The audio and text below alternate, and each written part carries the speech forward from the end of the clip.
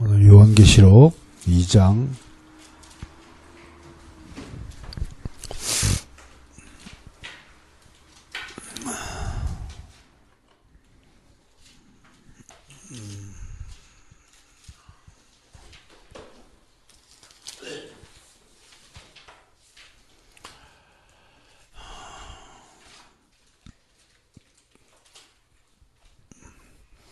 1장 10절과 11절 읽고 또 2장 1절부터 7절 이렇게 읽겠습니다. 그다음 1장 19절 20절 함께 읽고요. 1장 10절 11절 읽습니다. 시작. 주의 날에 내가 성령에 감동되어 내 뒤에서 나팔 소리가 큰 음성을 들으니 이르되 내가 보는 것을 두루마리에 써서 에베소, 서모나, 부감, 두아디라, 사데, 빌라델비아, 라오디게아 등 7교회에 보내라 하시기로. 19절 20절. 그러므로 네가 본 것과 지금 있는 것과 장차 일을 기록하라. 내가 본 것은 내 오른손에 7별의 비밀과 또 7금 촛대라. 7별은 7교회의 사자, 7 촛대는 7교회니라. 2장 1절부터 7절. 에베소 교회의 사자에게 편지하라. 오른손에 있는 7별을 붙잡고 7금 촛대 사이를 거니시는 이가 이르시되 내 형의와 수고와 내 인내를 알고 또 악한 자들을 용납하지 아니하는 것과 자칭 사도라 하되 아닌 자들을 시험하여 그의 그릇된 것을 내가 드러낸 것과 또 내가 참고 내 이름을 위하여 견디고 게으르지 아니한 것을 아노라. 정망할 것이니 내 사람을 버렸느니라. 그러므로 어디서 떨어졌는지를 생각하고 회개하여 처음 행위를 가지라. 만일 그리하지 아니하고 회개하지 아니하면 내가 네게 가서 내 촛대를 그 자리에서 옮기리라. 오직 내게 이것이 있으니 내가 니골라당의 행위를 미워하는도다. 나도 이것을 미워하노라. 귀 있는 자는 성령이 교회들에게 하시는 말씀을 들을지어다. 이기는 그에게는 내가 하나님의 낙원에 있는 생명나무의 열쇠를 주어 먹게 하리라. 아멘. 자, 요한계시록 10번째 강해를 시작하도록 하겠습니다. 계시록을 여러분들이 영화 감독이라 생각하고 영화를 한번 찍어본다고 생각합시다. 그러면 계시록 총 21장까지 내용이 우선 감독의 머릿속에 다 그려져야 되겠죠. 그죠? 감독의 머릿속에 이제 대본이, 극본이 그려져 있어. 완벽하게 저장되어야 되겠죠. 영화 감독하면서 시나리오들 어떤 감독은 100번, 200번, 1000번 그 시나리오를 읽어보고 구상을 한다고 그러잖아요. 여기서는 카메라를 어떻게 돌리고, 여기서는 조명을 어떻게 하고, 여기서는 어디서부터 시작할까, 그런 걸 생각을 해보면, 여러분 같으면 요한계시록 영화를 찍는 감독이라면 어느 장면부터 시작하겠습니까? 아마 많이 쓰는 수법으로는 이제 헬리캡을 가지고 밤모섬을 향해 가는 겁니다. 공중에서 쫙 해서 점점 이제 클로즈업을 어느 한 노인에게 집중하겠죠. 근데 갑작스럽게 이제 돌 깨는 소리가 막 우당탕탕 들리고 또 밤모섬에 끌려간 죄수들의 모습을 장면에 좀 담아야 되겠고, 그런데 그날은 또 주의 날이니까 또 어떤 할아버지, 흰머리 할아버지는 죄수들 몰래 사 옆으로 빠져나와서 돌밭에 무릎을 꿇고 기도하고 있는 모습으로 영화를 좀 시작해보면 어떨까 싶어요. 근데 갑자기 주의 날에 밤모섬에 있는 한 노인의 귀에 음성이 들렸죠. 10절 보세요. 주의 날에 내가 성령에 감동되어 내 뒤에서 나는 나팔 소리 같은 큰 음성을 들으니. 이거는 뭐 이걸 경험해 본 사람도 있겠고 경험해 보지 못한 사람도 있을 테인데, 사도 요한은 이제 뒤에서 이렇게 들리는 소리도 있지만 저는 이렇게 귓구멍을 통해서 귓구멍을 뚫고 지나가는 나팔 소리 같은 음성을 들었다. 이제 그렇게 보는 겁니다. 그러니까 어떻든 간에 이것은 성령에 완전히 사로잡힌 것을 이제 문학적으로 표현한 것이다. 그렇게 보는 거죠. 성령이 완전히 사로잡혀서 보니까 큰 음성을 듣더라. 이게 신기한 거죠. 큰 음성이면, 자연적인 음성이면 그 밤모섬에 있는 모든 주변의 사람들이 다 들어야 될 터인데 사도 요한에게만 들리는 음성. 그러면 자연적으로는 소곤소곤 얘기를 할 필요가 있지. 뭘 큰 음성일까? 그건 하나님의 임재적 현상을, 임재적 현상이 워낙 위대하고 장엄하고 어마어마한 일이기 때문에 큰 음성으로, 우리 인간적 입장에서는 큰 음성으로 들리겠죠. 우리가 아무리 목소리를 작게 한다 할지라도 뭐 개미 귀에는 우리가 번개나 뭐 우당탕탕 천둥 소리처럼 들리겠죠. 큰 존재가 작은 존재에게 다정다감하게 아무리 말한다 할지라도 어떤 큰 음성이 들리겠죠. 그랬는데 큰 음성을 듣다 10절에. 그러니까 여기 이제 우리 요한계시록에 계속 나오는 단어가 듣다가 아쿠오거든요. 아쿠오. 그냥 아쿠오 합시다.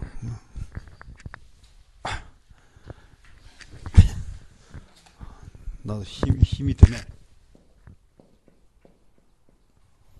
아쿠오. 이게 이제 hear, 듣다. 여러분, listen과 hear가 무슨 차이가 있어요? listen은 내가 이제 정신을 차리고 단단히 듣는 거고, hear 그러면 그냥 자연적으로 들리는 거예요. 그러니까 여기서는 hear라고 해요. 음성을 듣다. 그 다음에 11절에 이르되 내가 보는 것을 두루마리에 써서, 그러니까 보다, 쓰다. 이게 이제 굉장히, 보다는 뭐냐면, 이게 이제 브레포 그래요. 브레포. 눈으로 이제 보다, 이렇게 하고, 쓰다는 그라포.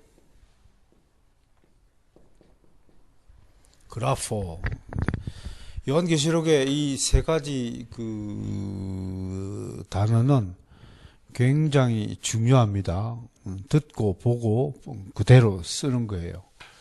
그래서 큰 음성을 보는 것을 두루마리에 써서 보내라 명령을 받았어요. 그래서 19절에 또 반복해요. 그러므로 네가 본 것과 지금 있는 일과 장차될 일을 기록하라. 여기도 그라포, 쓰다라고 write라는 단어가 이렇게 써졌어요. 그래서 이제 2장과 3장의 내용을 썼다라고 하는 것입니다.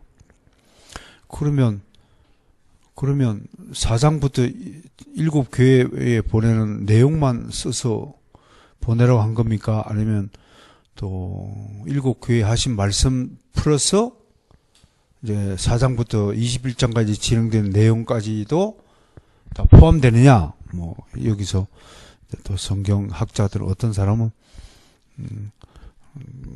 그래서 4장 이후의 이야기는 또 훗날 첨가한 것이다. 뭐 이렇게 이야기하기도 하고 그럽니다만 1차적으로 뭐 요한계시록 전체 내용을 다 써서 7교회 보내라라고 한 것입니다. 그러니까 각 교회마다 받는 말씀이 따로 있지만 전체적으로 마지막 때에 되어질 일에 대해서는 7교회 모두가 공히 다 알아야 될 기초적인 종말에 관한 이야기잖아요. 그런 차원에서 우리가 봐야 되는 겁니다. 그렇게 해서 이제 2장과 3장에 7교회마다 각 교회마다 필요한 말씀들을 전해주고 그 다음에 뭘 덧붙여요? 그 다음에 4장과 5장에는 어떤 내용이 있나요? 4장 5장엔 봐봐요. 이게 요한계시록을 여러분 감독이라면 이게 4장과 5장은 하늘 예배 광경, 예배. 다 보좌 앞에 보좌를 중심으로 아무튼 보좌를 뺑둘러 24장로가 있고 그렇게 해서 5장 14절에 봐요. 네 생물이 이르되 아멘 하고 장로들은 엎드려 경배하더라. 프로스키네오 엎드리다 이런 뜻이에요. 예배하다 이거를 이제 우리가 워십이라고 하는 건데 어떤 그 다큐를 보니까 어느 나라더라 그 기독교가 아닌데도 그 엎드리는데 그 유대인들 엎드리듯이 그렇게 엎드려 절을 합디다.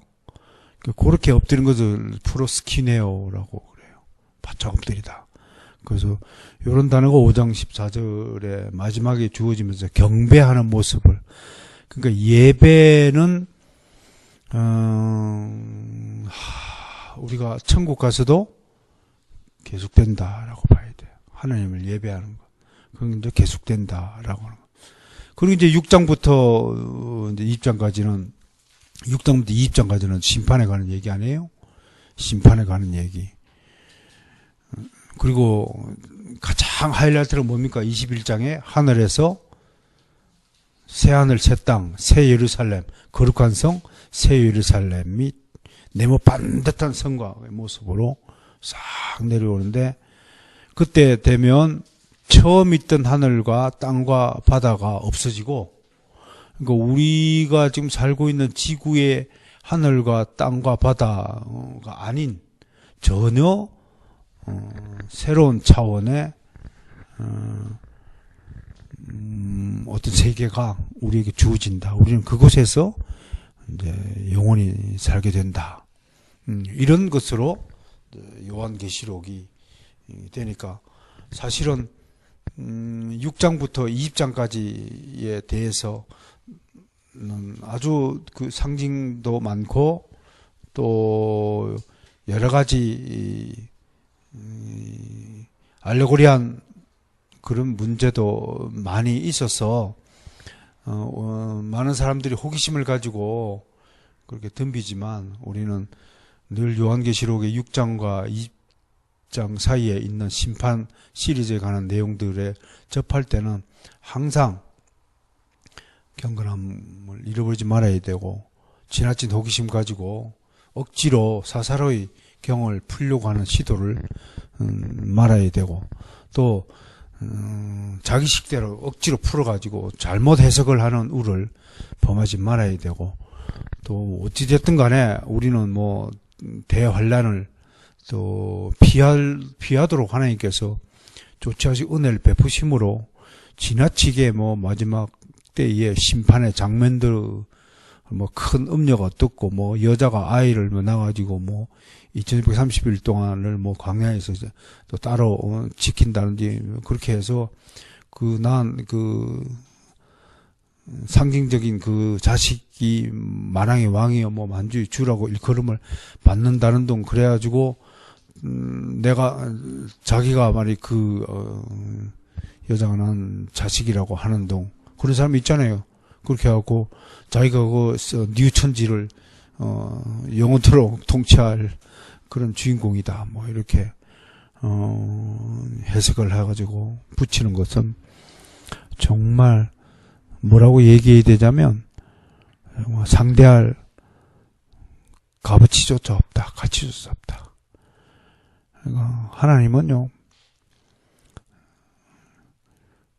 무지한 자를 싫어하시는 것은 욥기에 나와 있습니다. 네가 무지한 말로 그렇게 떠드느냐. 뭘 잘 모르고 떠드는 것, 뭘 잘 정확하게 모르고 행동하는 것, 이런 것들은 하나님의 영광을 가리는 일이다. 여러분들이 지금 하고 있는 일이 저를 포함해서 우리 모두가 경각심을 가져야 되는, 내가 하는 일이 도대체가 하나님의 뜻으로 말미암아 하는 것인지 내가 만들어서 내가 자의적으로 하는 것인지 반드시 가려야 됩니다. 그건 늘 염두에 두고 있어야 됩니다. 그래서 늘 하나님을 의식하고 일을 한다면 그래도 우리는 하나님의 뜻과 계획 아래에서 있지 않을까 싶습니다. 자, 그런 전체적인 장면을 좀 항상 염두에 두시고 이제 우리는 주어진 말씀대로 아시아 7교회 편지 내용을 하나씩 보겠습니다. 자, 그러니까 이 내용은 앞에 있는 그 교회들에게 편지를 보내라라는 명령에 따라서 기록한 것이다 라고 첫 번째 얘기를 했어요. 두 번째는 2장과 3장의 편지 내용들은 일정한 형식이 있음을 우리가 알게 됩니다. 일정한 형식. 첫 번째는 교회의 사자들에게 쓰라는 명령을 받아 썼다.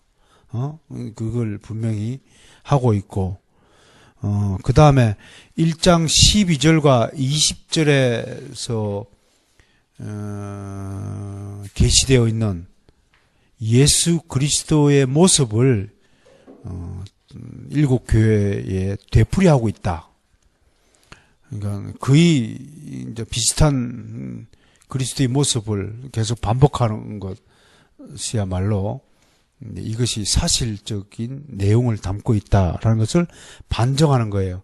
우선적으로 하나씩 살펴보면 12절부터 보면 7 금초대, 그 다음 13절에 인자 같은 이가 이제 특징이 뭔가요? 발에 끌리는 옷, 그죠?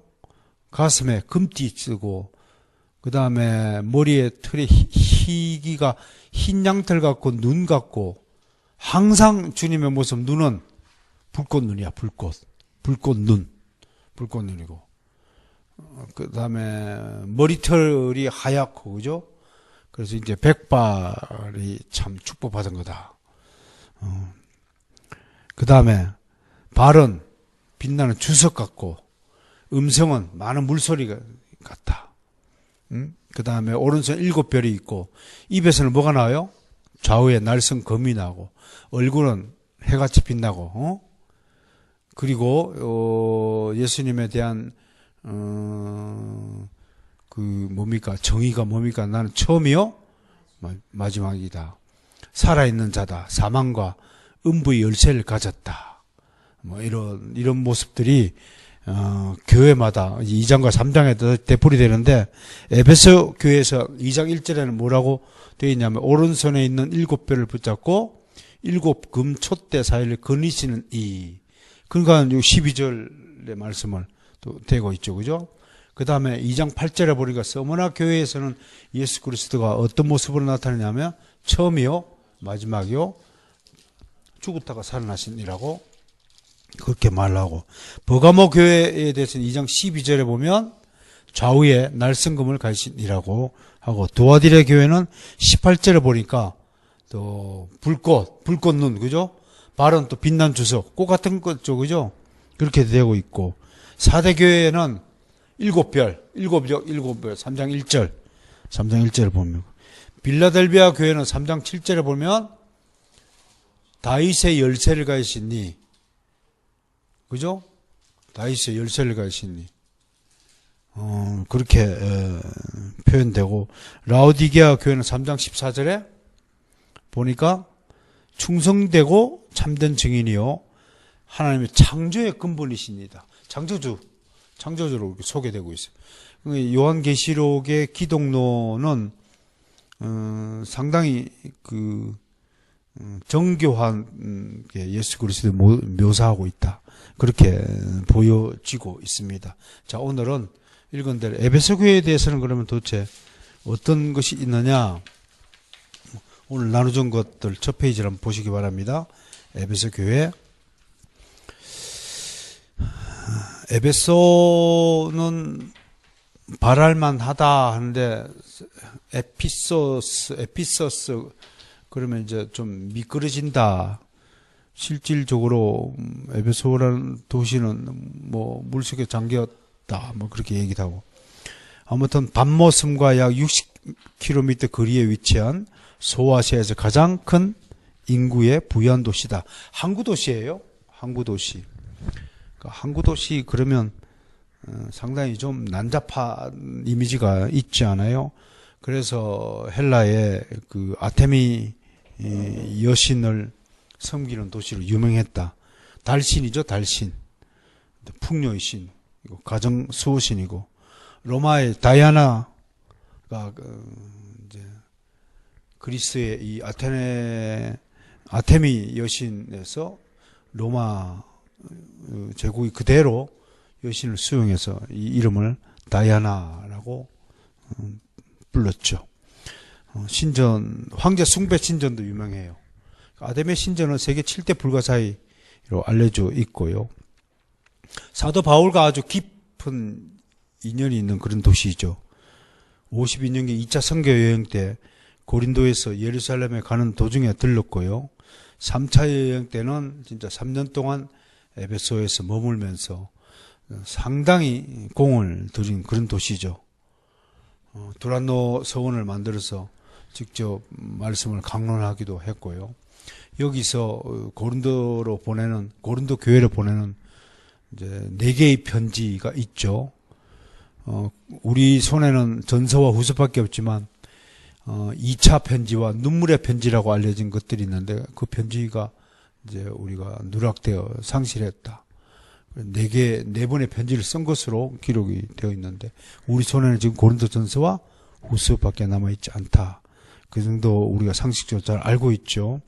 그래서 바울은 이곳에서 아테미 여신에게 절하는 것 다 버려라 하고 해서 많은 사람들이 회심하여서 정말 에베소 교회가 급속도로 발전했다. 그러니까 이제 우상 숭배 버리니까 제일 손해 보는 사람이 누군가요?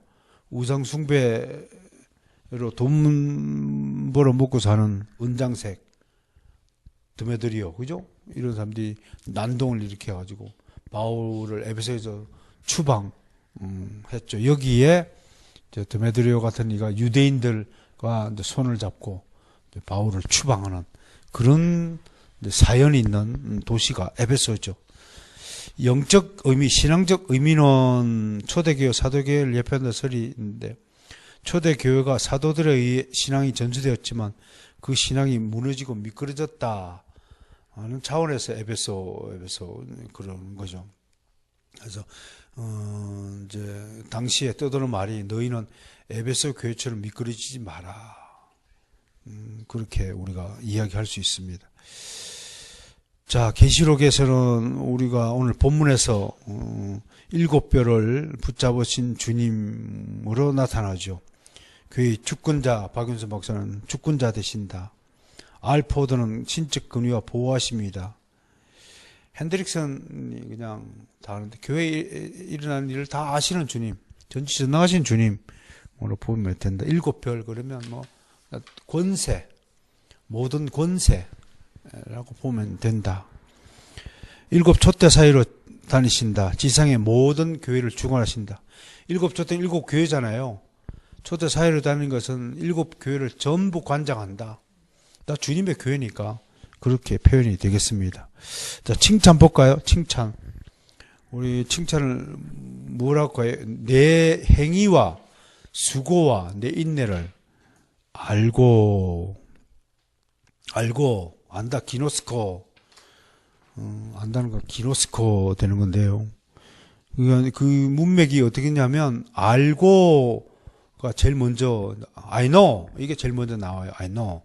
뭘 알아요? 네 행위를 알고 네 수고를 알고 네 인내를 알고 악한 자를 용납하지 않은 걸 알고 자칭 사도라 하되 아닌 자들을 시험하여 그의 거짓된 것을 내가 드러낸 것을 내가 안다.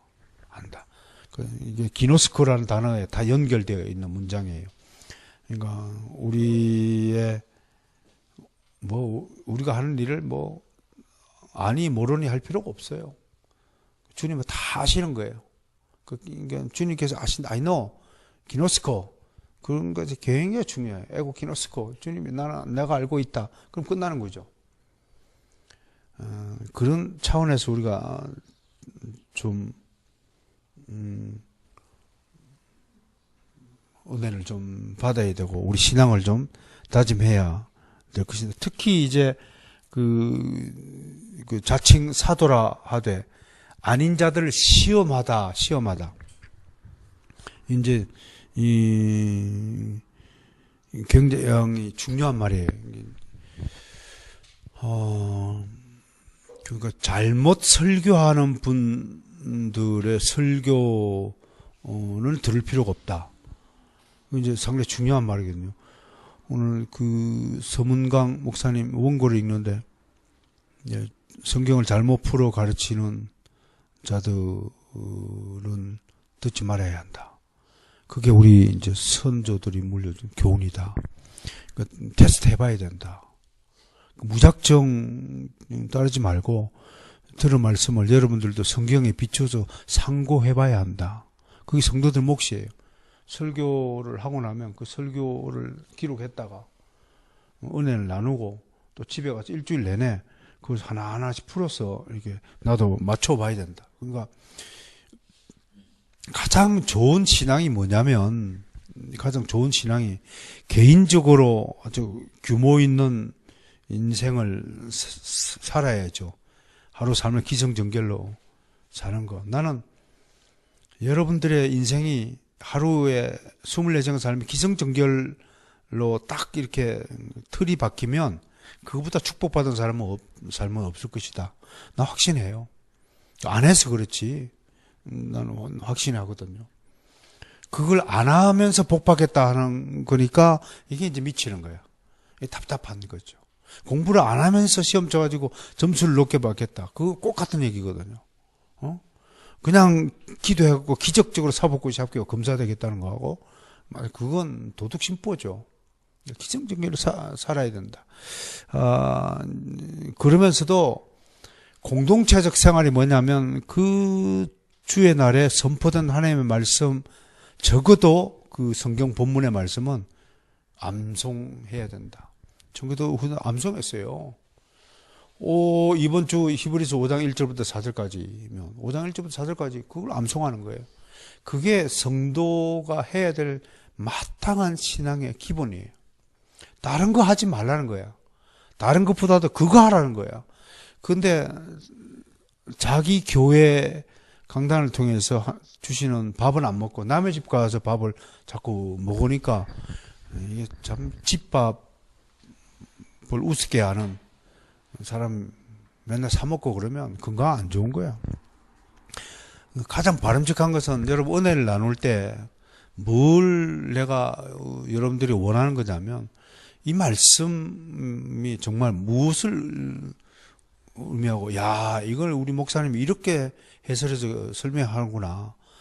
이걸 또 정말 우리 목사님 혹시 실수해서 잘못 해석한 건 없는지 테스트 해봐야 돼요. 그래서 칭찬받는 거예요. 지금 거짓 사도라고 칭하는 자들을 테스트하여서 그의 거짓된 것을 네가 드러낸 것은 정말 주님이 기뻐하시는 거예요. 그러니까 이제 이런 뭐 요한계시록 가지고 이상한 장난치시는 분들 집회에 가서 잘못한 거 있으면 잠깐 중지시켜야 되는 겁니다. 그래 하나님 영광을 받는 겁니다. 그런데 왜 중지 못 시키느냐? 내가 모르니까 저 사람이 제대로 하는 건지 모르는 건지 이제 그 수준이란 말이에요 지금. 그러니까 뭐 뉴천지에 넘어가고 이렇게 뭐예요? 뭐 증인이 넘어가 버리고. 그러니까 너희가 근신하게 깨어 있으라. 그 말은요, 근신하고 깨어 있으라는 데는 반드시 전제가 뭐냐면 알아야 되는 겁니다. 모르는데 어떻게 근신하고 깨어 있어요? 그렇잖아요. 모르는데 저 사람이 똑바로 얘기하는지 제대로 해석을 하는지 알지 모르지, 분별이 안 되는 거죠. 이제 그런 차원에서 좀 이 이야기를 좀 잘 받아야 된다. 그리고 3절에 봐요. 참고 그러죠. 참다. 에케이스 참다. 신앙은 참는 거예요.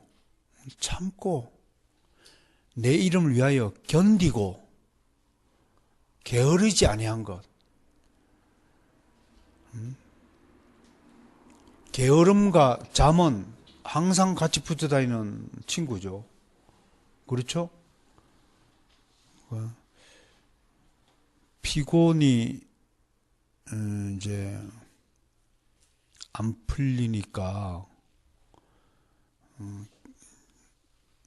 내가 평생에 정말 새벽 잠이 없어서 빨리 일어나는 습관인데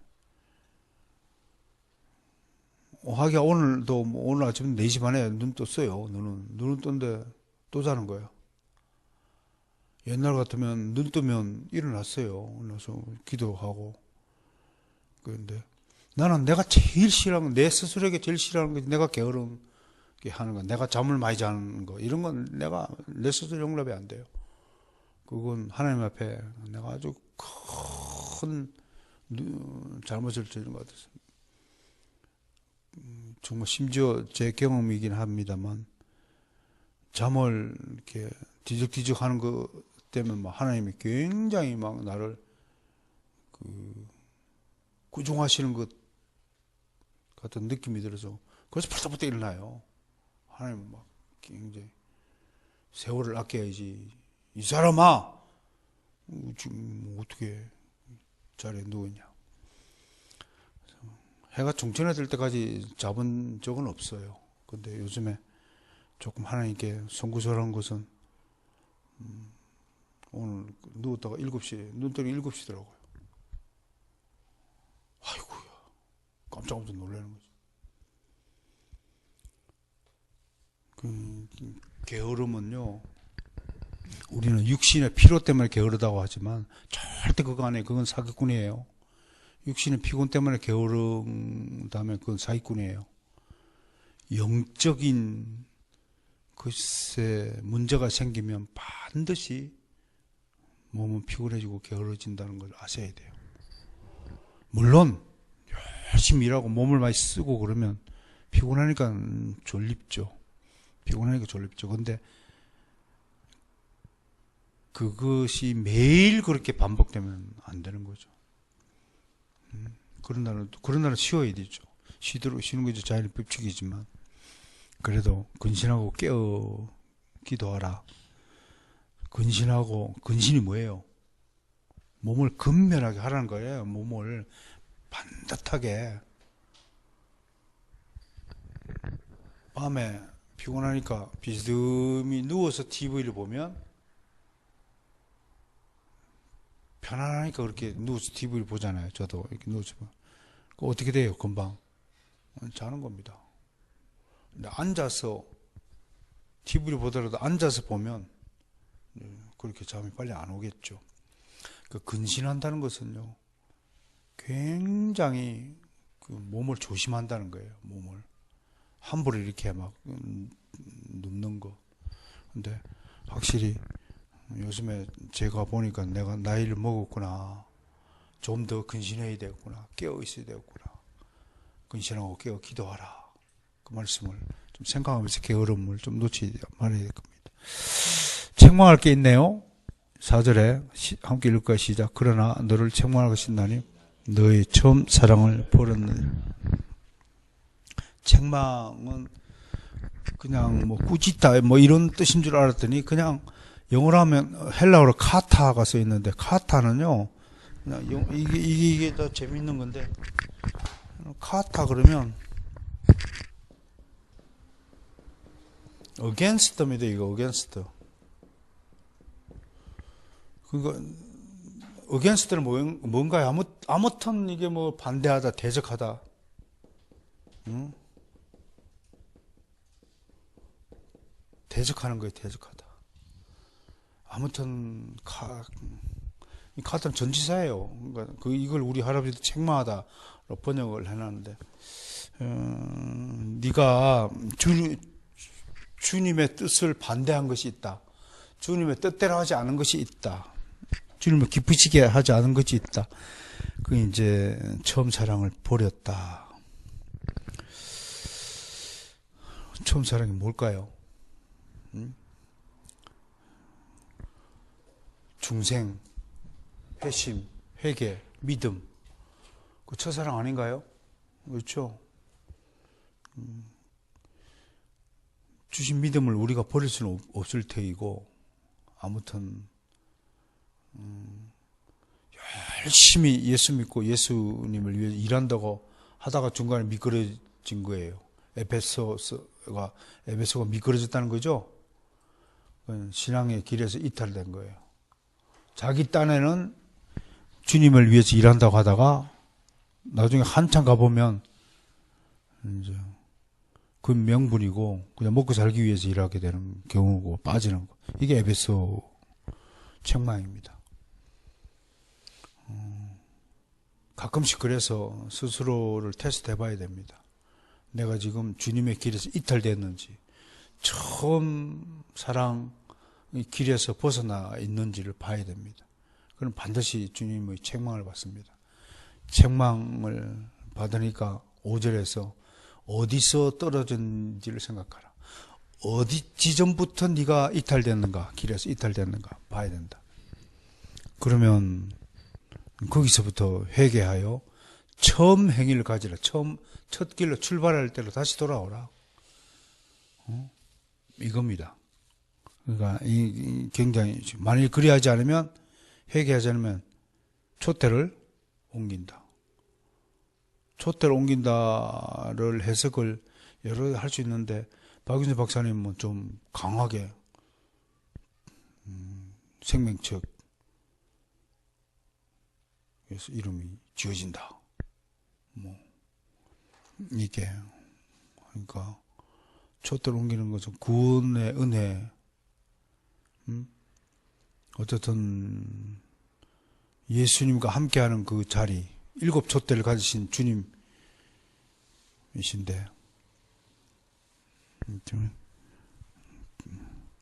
굉장히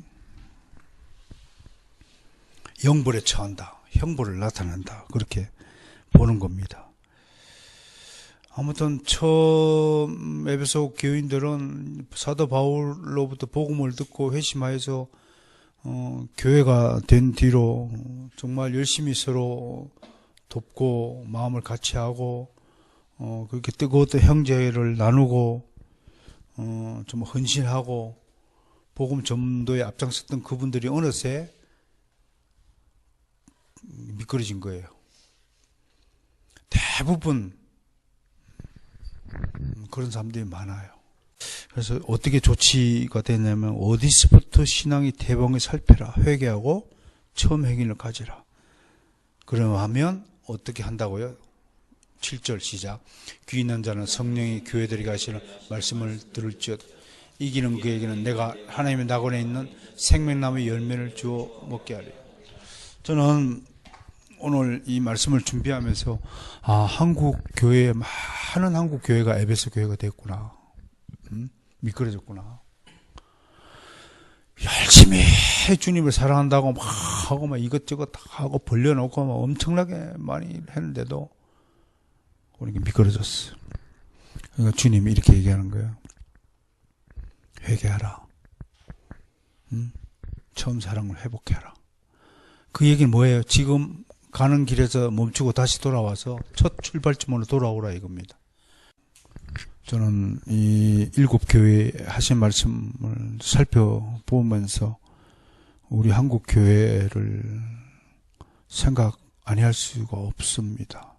또 함께 제 자신을 비추어서 혹여 처음 가졌던 마음을 잃어버리지 않았을까.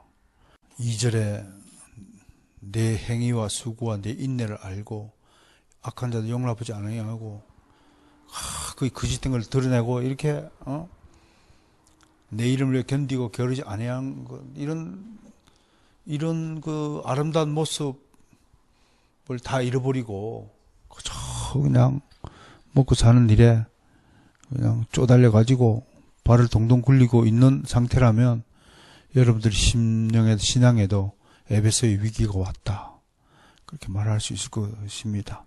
어떤 이런 것들을 받들어서 에베소 교회에 주는 주님의 경고를 겸하게 받기를 원하는 것입니다.